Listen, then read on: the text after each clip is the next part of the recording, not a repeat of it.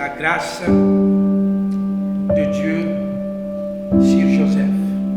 Quelqu'un peut dire la grâce de Dieu sur Joseph.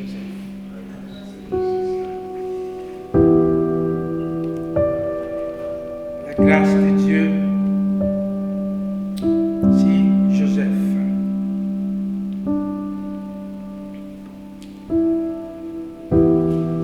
Dimanche dernier, nous avons parlé de ce que la grâce de Dieu sur Joseph a permis à celui-ci de dépasser l'ordinaire,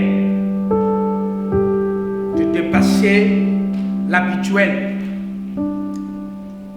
de se retrouver dans des opportunités auxquelles Joseph lui-même ne s'attendait pas.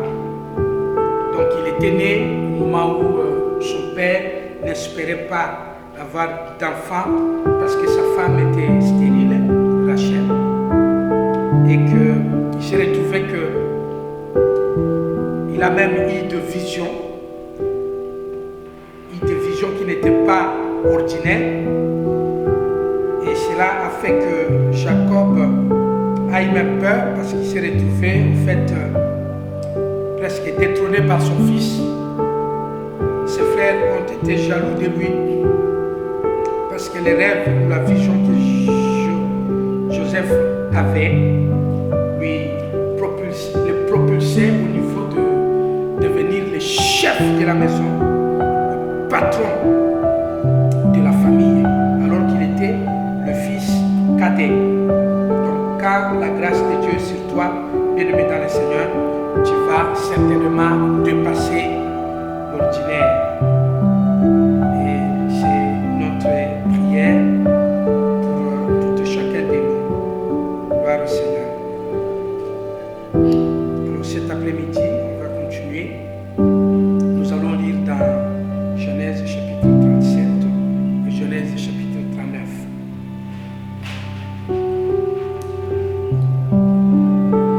Quand la grâce de Dieu reposait sur Joseph, qu'est-ce qui s'est passé? Elle a donné à Joseph de survivre à toute épreuve. Elle a donné à Joseph de survivre à toute épreuve. Genèse chapitre 37, verset 12 à 28. Genèse chapitre 37, verset 12 à 28.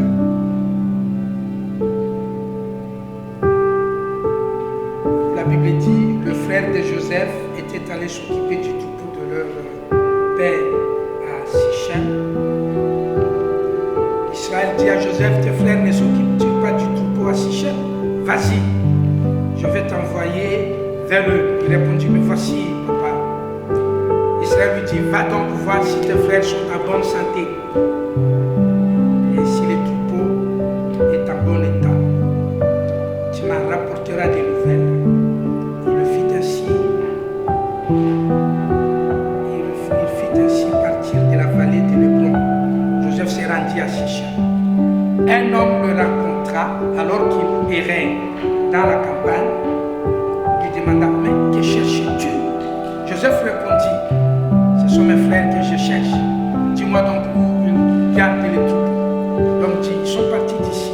En effet, je les ai entendus dire, allons à Dothan. Joseph partit sur les traces de ses frères et il les trouva à Dothan. Remarquez ici que Joseph, il voit son père l'envoyer chercher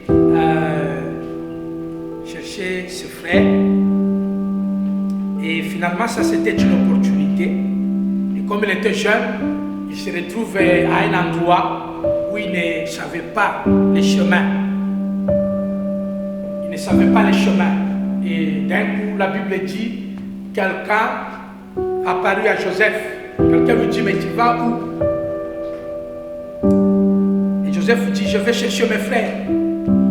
Et c'est cet homme-là qui va indiquer à Joseph les chemins où Joseph pouvait retrouver ses frères. Bien-aimés dans le Seigneur, lorsque la grâce de Dieu est sur une personne, il devient beaucoup plus facile de retrouver le chemin qui mène à ta bénédiction. Parce que Dieu fera tout pour que tu rencontres une bonne personne qui peut t'amener sur une bonne voie qui va conclure à tes bénédictions. On reconnaît la grâce lorsque tu reçois des informations importantes au moment important. Tu te retrouves à un endroit particulier au moment opportun. Gloire au Seigneur. Il était jeune, c'était un enfant, il n'avait pas d'expérience, mais il va se retrouver aux côtés de quelqu'un qui ne pouvait pas profiter de sa jeunesse, ni voir que tu vas, regarde comment tu te perds. Ah, vous vous mettez dans vos histoires là, voilà, je veux profiter de... Non. C'est quelqu'un qui a apparemment presque eu pitié de lui et qui lui a montré le chemin et qui a permis à Joseph de retrouver la bonne voie. Bien-aimé dans le Seigneur, que la grâce de Dieu soit sur toi, afin que dans la vie, tu continues à rencontrer de bonnes personnes, de personnes qui peuvent être utiles. Et surtout pour nos enfants, nous prions vraiment l'Éternel qu'il leur fasse grâce, afin que les enfants rencontrent toujours de bons enseignants, de bons amis et de bonnes compagnies. Gloire au Seigneur. Ça, c'est une grâce quand tu retrouves de telles rencontres. Alors, le verset 18, la Bible dit, ils le virent de loin. Hein? Nous sommes toujours dans Genèse 37. Ils le virent de loin. Et avant qu'il ne soit près d'eux, qu'ils le virent de loin, les frères de Joseph. Avant que Joseph ne soit près de ses frères, ils vont comploter pour le faire mourir. Ils se disent l'un à l'autre, voici les rêveurs qui arrivent. Dans la version du second, tu voici les faiseurs des songes. Allons-y maintenant, tuons-les et jetons-les dans une des citernes. Nous dirons qu'une bête féroce l'a dévoré et nous verrons ce que deviendront ses rêves. Le verset 20, la Bible dit, tuons-les, jetons-les dans une des citernes. Et nous allons dire que c'était un animal féroce qui l'a tué. Et nous allons voir ce que vont devenir ses rêves. Wow. Ruben a entendu cela, il est délivré de leur main. Il dit, n'attendons pas à sa vie. S'il vous plaît, s'il vous plaît. N'attendons pas à sa vie. Il a dit encore, ne versez pas de sang. Jetez-les dans cette citerne qui est dans le désert. Ne portez pas la main contre lui.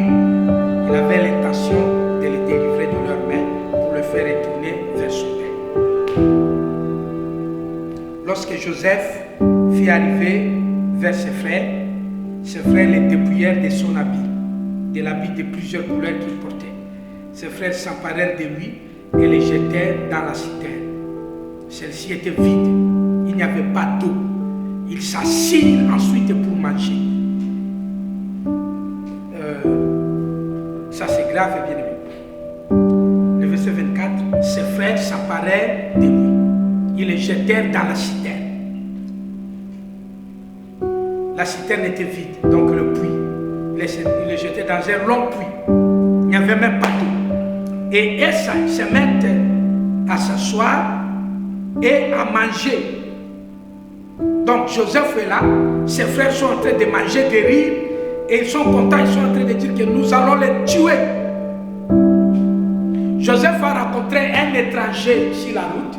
L'étranger ne lui a pas fait du mal, mais les propres frères de Joseph se disent, on va les tuer. Voilà. C'est incroyable. Il se demande même, ce monsieur fait des rêves, nous allons les tuer. Et on va voir d'abord promesse que ses rêves vont se réaliser. Le verset 25, il s'assira ensuite pour manger, levant les yeux, il vit une caravane d'Ismaélites qui venait de Galade. Leurs chameaux étaient chargés d'aromates, de baume et de myrrhe qui transportaient en Égypte. Judas dit alors à ses frères, que gagnerons-nous à tuer notre frère et à cacher son sang? Venez, vendons-le aux Ismaélites. Ne portons pas la main sur lui, car il est notre frère. Il est de notre chair. Ses frères l'écoutaient. Au passage des marchands madianites, ils tirèrent et firent remonter Joseph de la citerne. Ils le vendirent pour 20 euros. Ils vendirent pour 20 pièces d'argent, qui l'amenèrent en Égypte. Amen. Le verset 36.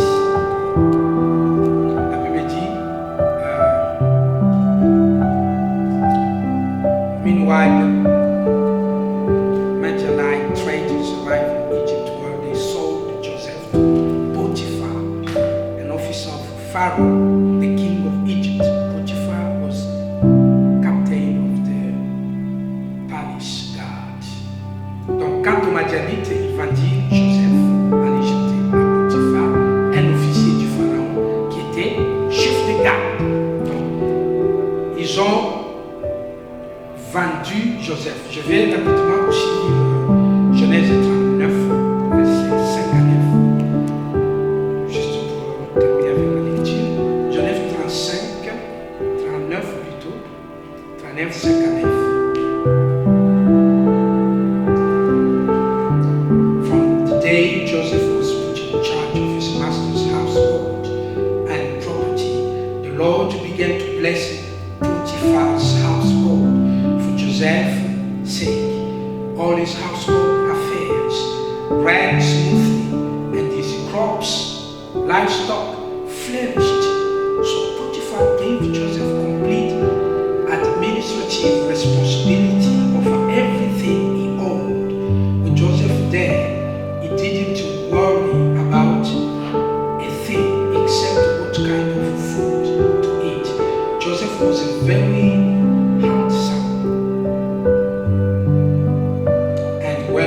young man, and Potiphar's wife soon began to get him lustfully. Come and sleep with me, she demanded, but Joseph refused. Look, he told her, my master trusts me with everything in his entire household. No one here has more authority than I do. He has had back nothing from me except you, because you are his wife. How could I do such a wicked thing? Be a great sin against God. Le verset 9 en français. Personne n'est plus grand que moi dans cette maison, et il m'a rien interdit, sauf toi, parce que tu es sa femme. Comment pourrais-je commettre un aussi grand mal et pécher contre Dieu? Le verset 6 dit,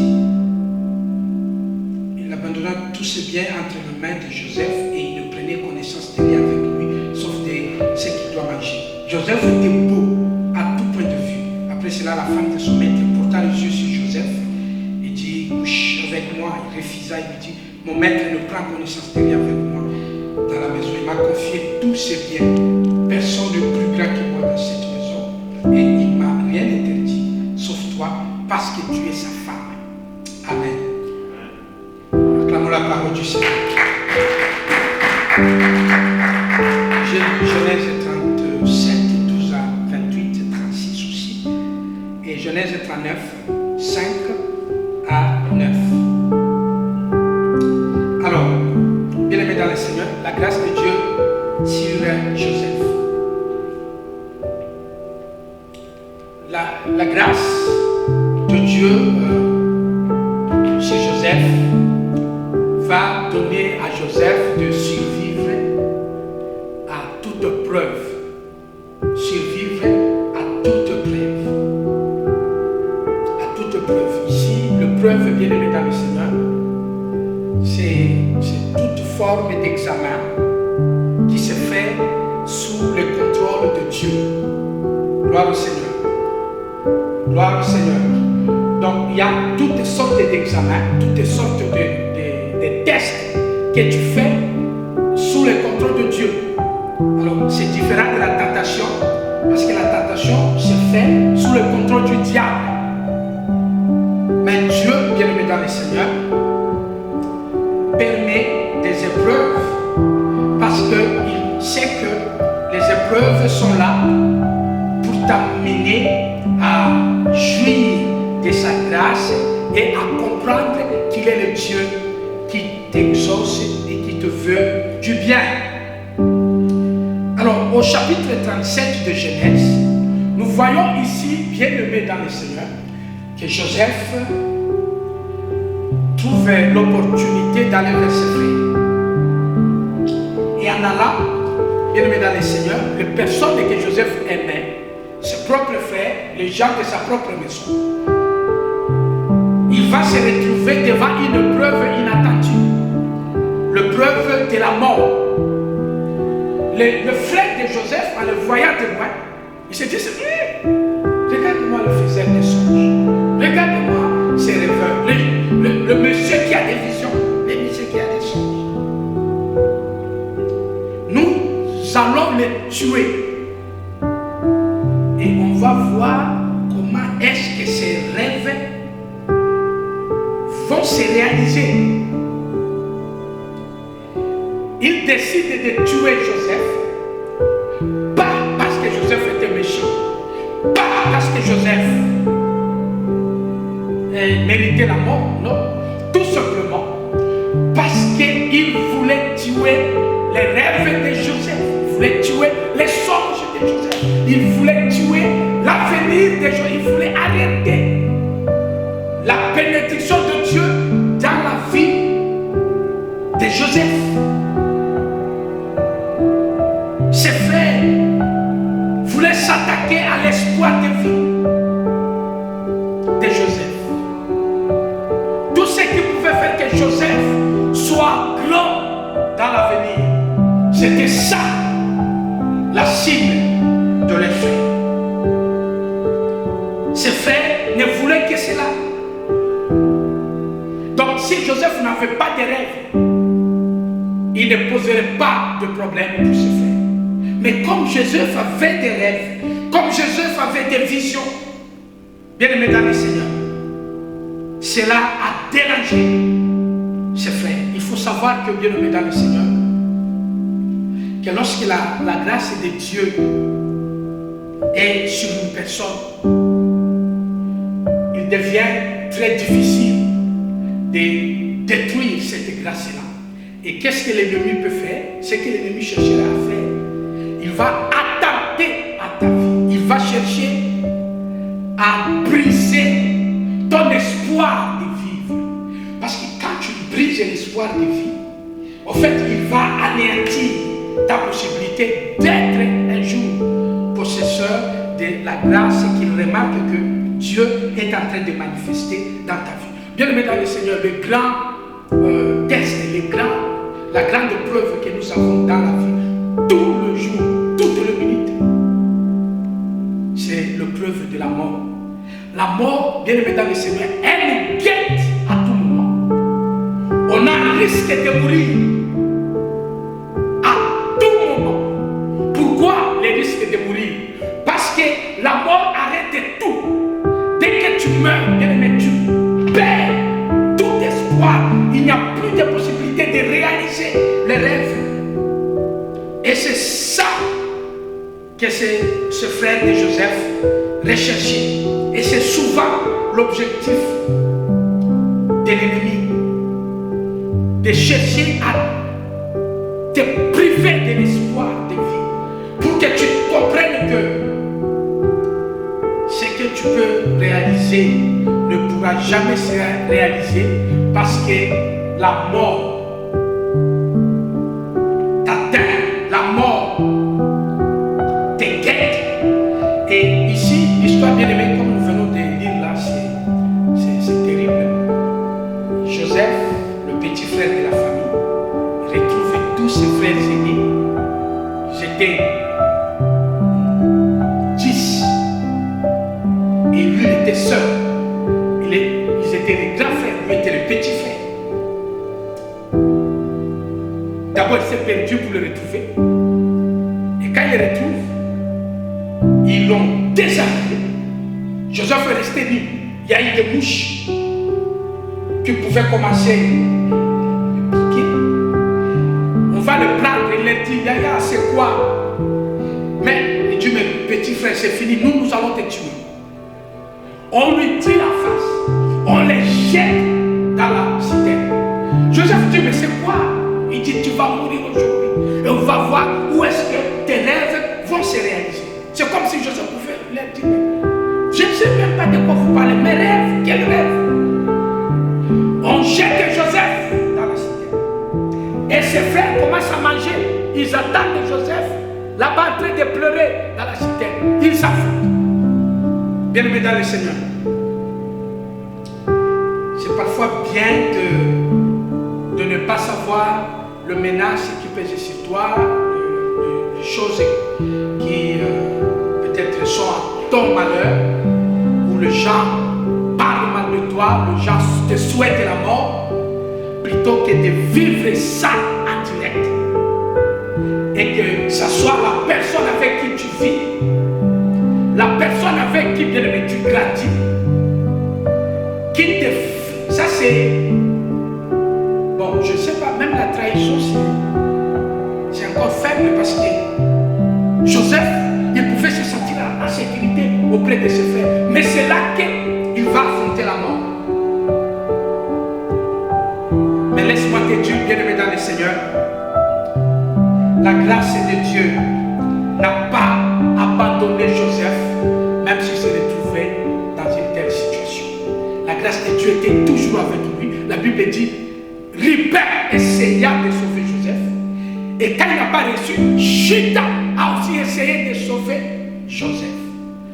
Tu ne mourras pas tant que Dieu n'aura pas décidé que tu meurs. Même si tu te retrouves dans des situations, c'est toi qui as été à la base d'une mauvaise décision que tu as prise. Tu ne savais pas que tes frères pensaient mal de toi. Mais nous vivons des moments parfois difficiles où les gens s'empoisonnent. Les gens peuvent se... Il y a une femme qui tue son mari, le mari qui tue sa femme, les frères qui tuent leurs frères, les amis qui tuent leurs amis, les collègues qui s'entretuent. Ce sont des épreuves terribles, bien aimés dans le Seigneur. Pour survivre à telles épreuves, vous remarquerez que même la prière ne suffira pas. Mais qu'est-ce qui peut nous aider? La grâce de Dieu sur notre vie. Gloire au Seigneur. Parce qu'au moment où Joseph se trouvait là, bien évidemment, il n'avait rien, nulle personne qui pouvait venir le faire sortir de ça. En d'autres termes, quand le mal est préparé, les coups est préparé par la personne à qui tu fais confiance. C'est terrible quand c'était l'ennemi, c'est bon. Mais quand c'était l'enseignant, quand c'était... Voilà pourquoi, bien aimé dans le Seigneur, les rencontres de la vie ne doivent pas être prises à la légère. Les enseignants, les chefs au travail, les collègues au travail, les conjoints et les conjointes. Bien aimé, ces choses-là, il ne faut pas prendre cela à la légère. Pourquoi? Parce que si tu dois faire face à la mort à partir de quelqu'un à qui tu t'es confié, à qui tu mets la confiance, bien aimé dans le Seigneur, c'est terrible. C'est terrible parce que là, tu vas mourir si Dieu ne te fait pas grâce. Il faut savoir que Joseph ne pouvait pas s'en sortir ici. Mais c'est parce que Dieu avait manifesté sa grâce sur Joseph. Et c'est la grâce de Dieu sur Joseph qui a donné à Joseph de survivre. Il ne pouvait pas survivre face à 10 personnes. Il devait mourir. Mais Joseph a survécu face à l'épreuve de la mort. On est faible, bien évidemment. La mort nous guette tous les jours. Voilà pourquoi il il est toujours très important, bien aimé, de s'en remettre entre les mains du Seigneur. Parce que l'ennemi, tu peux le voir de loin, tu te caches. Mais quand l'ennemi se retrouve dans ton entourage, là c'est terrible. Bien aimé, quand l'ennemi c'est ton médecin, c'est terrible. Quand il y a une sage femme qui se permet de tuer les nouveau-nés, bien aimé dans le Seigneur. Quand il y a un cancérologue qui est là pour renforcer, donc quand les malades viennent, il lui parle pour les précipiter la mort. Bien aimé, c'est terrible. Il y a qui disent qu'il a commis une erreur, il y a d'autres là, de médecins. Ils ne commettent pas d'erreur, ils sont dans ces trucs-là. Tu vas à l'hôpital, tu as un petit truc, c'est pas vraiment très grave. Mais juste après l'opération, il a sectionné des choses dans ton corps. Or, quand on fait l'opération, les parents, les membres de la famille sortent. Tu es resté entre les mains et surtout beaucoup d'enfants de Dieu qui vivent en Europe et qui retrouvent la salle d'op. Ils peuvent vous laisser facilement dire allez, ça va. On lui fait l'anesthésie générale. Et là, tu te laisses entre les mains. Tu n'as même pas eu le temps de prier parce que tu sais que tu as ton assurance. Tu sais que c'est le médecin européen occidentaux. Mais s'il y a une mauvaise personne parmi les médecins, c'est très dangereux. Il y a plus de risques de mort que les enfants de Dieu connaissent que tout autre risque. Bien aimé dans le Seigneur. Je prie que la grâce de Dieu t'accompagne tous les jours pour que tu ne rencontres que de bonnes personnes dans ton parcours de la vie au nom de Jésus. Ce sont des gens à qui tu viens. Ici, il faut comprendre, ce n'est pas un ennemi qui voulait tuer Joseph. C'est la personne autour de lui. La personne, ses frères, les gens à qui il pouvait se confier. La grâce de Dieu, bien-aimé dans le Seigneur, a aidé Joseph à survivre.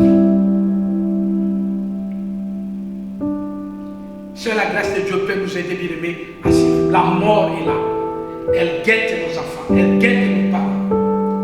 Pourquoi? Parce qu'on veut cibler que tu n'arrives pas à voir tes enfants grandir. Tu n'arrives pas à voir tes rêves se réaliser. Tu n'arrives pas à arriver à fonder ton propre foyer.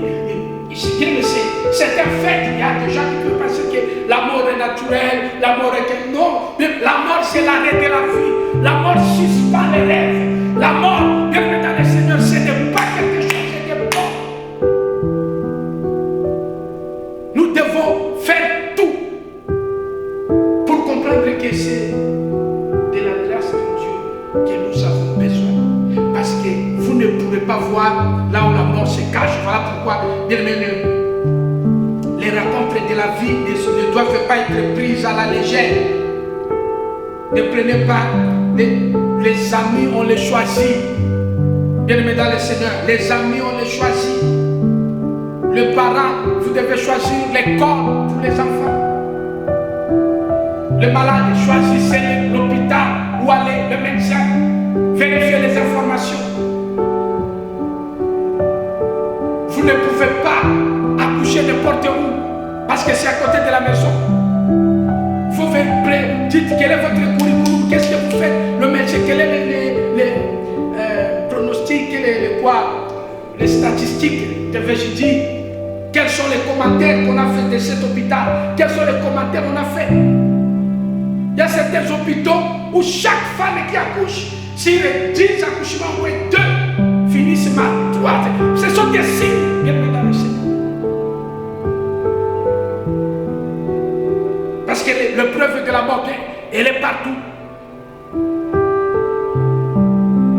C'est un premier élément, bien dans le Seigneur, qui cherche à tuer les rêves, qui cherche à tuer les rêves, à tuer les songes, la vision que tu as. Parce que parfois, les gens ne savent pas comment ils peuvent atteindre ta vision. Alors ils veulent te tuer toi personnellement.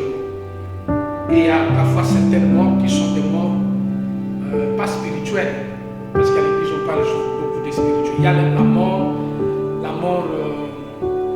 psychologique.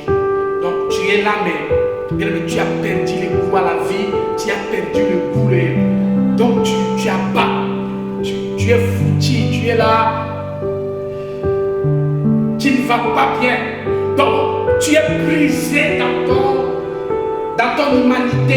Je ne parle pas de spirituel. Spirituellement, tu as la foi en Dieu, tu sais que Dieu existe. Mais sur le plan de la mentalité, sur le plan de... Tu es très affaibli. Tu es presque comme mort, c'est-à-dire que tu n'as même plus d'espérance. Certaines choses, tu peux le faire parce que tu n'as pas le choix, mais tu n'y as pas goût. Bien-aimé dans le Seigneur, la grâce de Dieu peut t'aider à survivre à cette épreuve. La grâce de Dieu. Et c'est comme ça que Joseph, il a survécu. Par la grâce de Dieu. Et quand Joseph a survécu, qu'est-ce qui s'est passé? Bien aimé dans le Seigneur, il a échappé à la mort de ses frères. On l'a vendu chez les Madianites. Même chez les Madianites, ils pouvaient les tuer, le faire. Ils n'ont pas tué. La grâce de Dieu l'a encore soutenu. Et les Madianites ont fini par vendre Joseph chez Potiphar. Et là, chez Potiphar, Joseph, il va se retrouver dans la bénédiction. Et quand il se retrouve dans la bénédiction, cette fois-ci, il va faire l'épreuve de la bénédiction. Bien aimé dans le Seigneur, il y a des moments où tu peux être dans la souffrance, dans les difficultés, mais il y a aussi des moments où il y a les épreuves de l'abondance, les épreuves de la bénédiction. L'épreuve de la bénédiction, c'est là que nous avons lu, bien aimé dans le Seigneur, que Joseph, au chapitre 39, tout ce qu'il faisait prospérait, Joseph prospérait. Tout ce qu'il touchait, ça prospérait. Donc vous remarquerez que quand vous avez la grâce, bien aimé dans le Seigneur, vous pouvez être petit, vous pouvez être esclave, vous pouvez être étranger, mais vous remarquez que de petites choses que vous faites, ça marche. Gloire au Seigneur.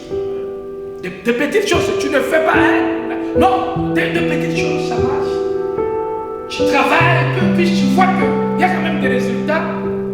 Tu n'as pas tous les meilleurs résultats du monde, mais tu as quand même des choses. Il y a des petits signes qui montrent que, en tout cas, je connais des moments difficiles, le médecin a fait une erreur. J'ai eu des mauvaises rencontres dans la vie, mais tu t'en sors. Tu vois comment on voulait t'avoir complètement, mais ça ne t'a pas eu. On voulait vraiment te décourager à un niveau où tu pouvais peut-être même te suicider, mais tu te relèves. J'ai encore une histoire à raconter.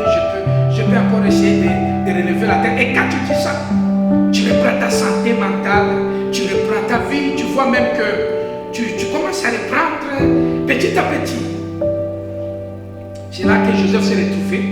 Il était en train de garder les poulaillers, les cochons, les animaux. Et puis Dieu le bénissait dans des petites choses. Enfants de Dieu bien-aimés dans le Seigneur, vous remarquerez que nous les enfants de Dieu, nous ne sommes pas vraiment trop ambitieux. Parce que le Seigneur nous dit, commençons toujours par des petites choses. Ne négligez pas le faible commencement. La Bible dit, celui qui est fidèle à des petites choses, il verra qu'on va lui confier des grandes choses. En d'autres termes, quand tu as la foi comme la graine de s'élever, tu finiras un jour à comprendre que tu peux même déplacer la montagne.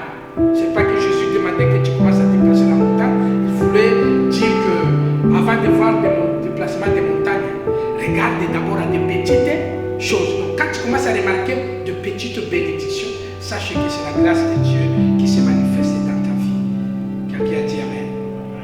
Mais cette grâce-là, la bénédiction que tu as, bien-aimé, elle génère une preuve. Et Joseph a une preuve de la bénédiction. C'était que la femme de Potiphar l'a envié. On a commencé à l'envier, on a commencé à aller. Hé, Joseph, oh, le beau gosse, Joseph, toi, tu sais, je commence à lui donner des acclamations à cause de sa beauté.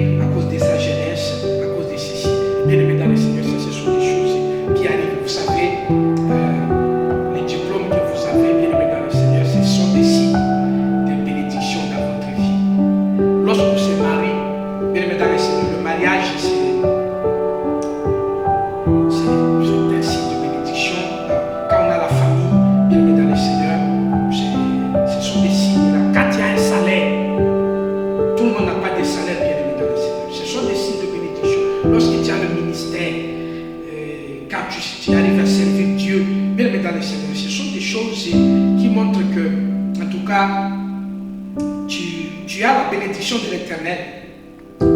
Seulement que ces choses-là, le diplôme, le mariage, la famille, les salaires, le ministère, les ceci, alors qu'il y a de la prison qui peut arriver, donc la limitation. Mais malgré la prison, la faveur de Dieu va faire en sorte que, parce que par rapport à la prison ici, tu peux te demander aujourd'hui, mais pour nous passer la prison, c'est quoi? Ça ne signifie pas que tu seras en prison. Ici, la prison, ça signifie tout simplement que Joseph était limité. Il avait des possibilités, mais ces possibilités-là étaient limitées. Et vous remarquerez que le mariage ne suffit pas, l'argent ne suffit pas, le salaire ne suffit pas, avoir le parent ne suffit pas, avoir les enfants ne suffit pas. Parce que tu verras que ces choses-là ont des limites. Et maintenant, quand tu as des limites, c'est à ce moment-là que tu vas te voir comme si je travaille, je ne vois rien, je travaille, je n'avance pas. Non. La grâce de Dieu va te permettre que, même dans cette condition de travail-là, que tu puisses aller de l'avant. Cet après-midi, bien aimé dans le Seigneur, nous devons savoir que la grâce de Dieu est sur nous. Et c'est cette grâce-là qui nous préserve de la chute, de la mort et de toutes ces choses. Apprenez à reconnaître si tu as vraiment la grâce de Dieu, les personnes par qui Dieu est passé pour te bénir. C'est une grâce. Ça ne n'est pas donné. Les gens sont intelligents. Ils savent comment ils peuvent refouler les gens. Ils savent comment ils peuvent rejeter les casseroles qu'ils ont utilisées hier. Ils sont très intelligents pour savoir bafouer les personnes. Mais les gens qui ont la grâce, ils n'oublient pas que je suis arrivé dans ce pays. Il n'y avait pas beaucoup de gens qui pouvaient m'accueillir comme Potiphar l'a fait. Et Joseph a dit, je ne peux pas faire du mal à Potiphar. D'ailleurs, moi je crains Dieu. Parce que si je fais ça, non seulement je fais du mal à Potiphar, je pêche aussi contre Dieu. Et les deux fautes là, je ne peux pas commettre.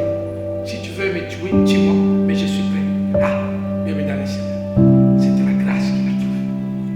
Bien, mais je prie que Dieu nous fasse grâce pour que parmi nous, qu'il y ait des hommes et des femmes qui sont dans la gratitude, qui reconnaissent que mes parents, ils ont tout fait pour que je sois là où je suis aujourd'hui.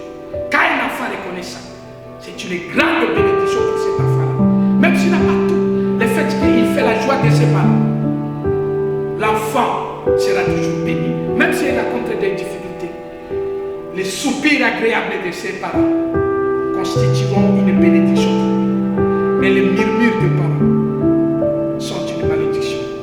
Ça peut être au travail, ça peut être dans le foyer, ça peut être, quel que soit ce que tu es devenu, reconnais que c'est la grâce de Dieu qui fait de toi ce que tu es aujourd'hui. Et quand tu vois que les bénédictions ont des limites, ce n'est pas pour autant que tu vas chercher à te venger.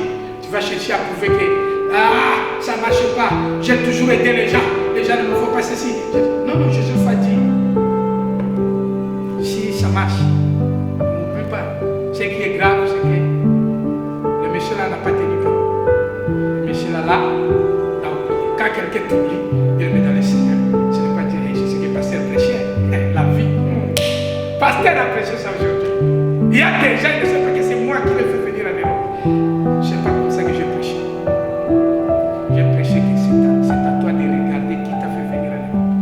Au lieu de toi de regarder qui t'y a fait venir à l'Europe. Toi, regarde toi qui t'a fait avoir ce que Dieu.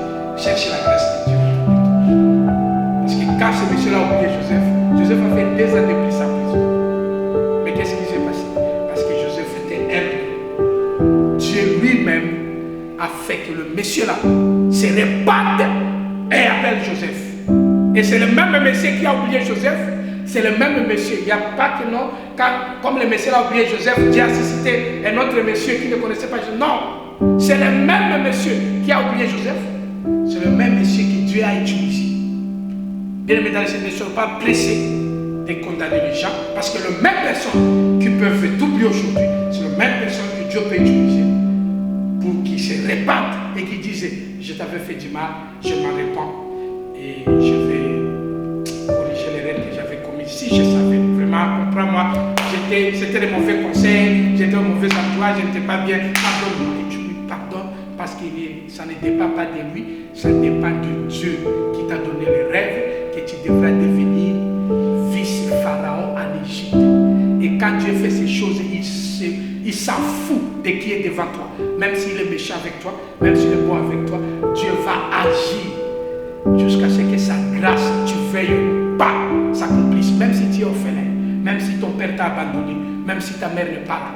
Parce que Dieu a fait grâce. Il va accomplir sa grâce. Tu racontes des bonnes